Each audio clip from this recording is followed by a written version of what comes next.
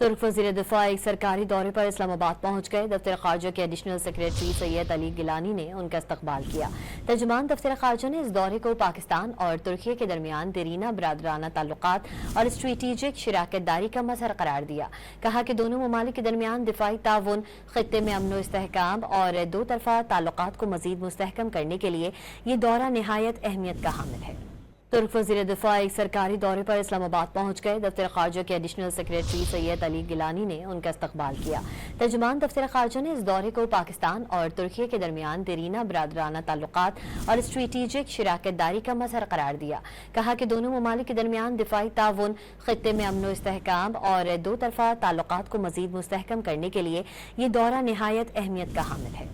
तुर्क वज़ीर दिफा एक सरकारी दौरे पर इस्लामाबाद पहुंच गए। दफ्तर ख़ारजा के एडिशनल सेक्रेटरी सैयद अली गिलानी ने उनका इस्तकबाल किया।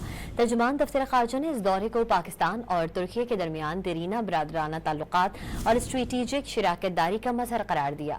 कहा कि दोनों ममालिक के दरमियान दिफाई ताउन, खित्ते में अमन व इस्तेहकाम और दो तरफा ताल्लुकात को मज़ीद मुस्तहकम करने के लिए ये दौरा निहायत अहमियत का हामिल है।